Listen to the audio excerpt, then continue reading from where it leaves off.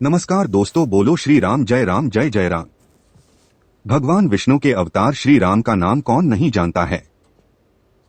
रामायण महाकाव्य के रचयिता महर्षि वाल्मीकि ने अपने ग्रंथ में लिखा है कि भगवान श्री राम में वैदिक सनातन धर्म की आत्मा कहे जाने वाले सभी गुण विद्यमान हैं। भगवान राम को पुरुषों में सबसे उत्तम पुरुष अर्थात मर्यादा पुरुषोत्तम भी कहा जाता है। आइए जानते हैं भगवान राम से जुड़े कुछ रोचक तथ्यों के बारे में।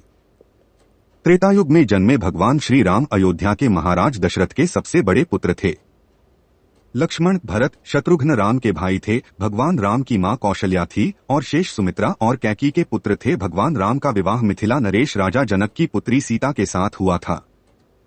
लक्ष्मण की पत्नी उर्मिला, शत्रुघ्न की पत्नी श्रुतकीर्ति और भरत की पत्नी मांडवी थी।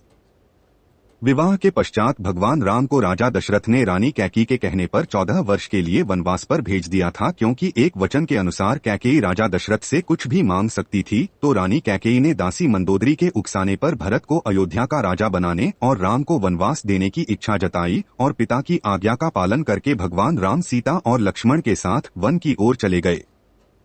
ब्रह्मा, विष्णु तथा महेश में से भगवान विष्णु ने संसार की भलाई के लिए कई अवतार लिए हैं। भगवान विष्णु द्वारा कुल 10 अवतार लिए गए, जिसमें से भगवान राम 7वें अवतार माने जाते हैं और यह अवतार भगवान विष्णु के सभी अवतारों में से सबसे ज्यादा पूजनीय माना जाता है। भगवान श्री राम के बारे में महर्षि वाल्मीकि द्वारा अनेक कथाएं लिखी गई हैं। वाल्मीकि के अलावा प्रसिद्ध महाकवि तुलसीदास ने भी श्री राम के महत्व को लोगों को समझाया है। भगवान राम ने कई ऐसे महान कार्य किए हैं जिसने हिंदू धर्म को एक गौरवमयी इतिहास प्रदान किया है। भगवान विष्णु ने राम बनकर असुरों का संहार करने के लिए पृथ्वी पर जन्म लिया। भगवान श्री राम ने मातृ पितृ भक्ति के चलते अपने पिता राजा दशरथ के एक आदेश पर 14 वर्ष तक वनवास काटा। नैतिकता, वीरता, कर्तव्यपरायणता के जो उदाहरण भगवान राम ने प्रस्तुत किए वह बाद में मानव जीवन के लिए मार्गदर्शक बन गए। भगवान राम अपनी प्रजा को हर तरह से सुखी रखना चाहते थे। उनकी धारणा थी कि जिस राजा के शासन में प्रजा दुखी रहती है वह राजा नरक भोगी होता है।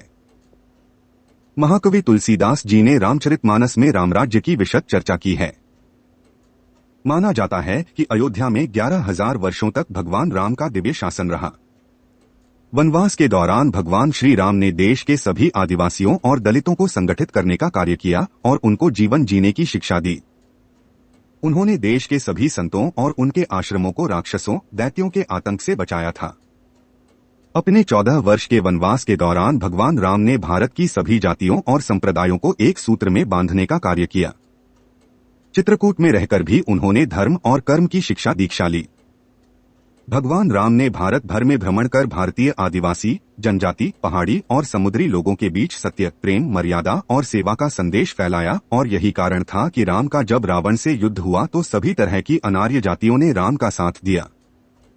भगवान श्री राम कहते हैं कि पृथ्वी लोक एक ऐसा लोक है जहां जो भी आता है उसे एक दिन वापस लौटना ही होता है। ठीक इसी तरह श्री राम भी अपना मानवीय रूप त्याग कर अपने वास्तविक स्वरूप विष्णु का रूप धारण कर बैकुंठ धाम की ओर चले गए। और दोस्तों, आप सभी जानते हैं कि राम मंदिर रामलाला प्राण प्रतिष्ठा मुहूर्त 22 जनवरी का दिन अयोध्या समेत देश और दुनिया के सभी राम भक्तों के लिए बहुत ही महत्वपूर्ण रहेगा। ऐसा इसलिए क्योंकि इस दिन अयोध्या में नवनिर्मित भव्य राम मंदिर में रामलला की प्राण प्रतिष्ठा विधि विधान से की जाएगी। 22 जनवरी का दिन आध्यात्मिक दृष्टिकोण से भी बहुत ही महत्वपूर्ण रहने वाला है।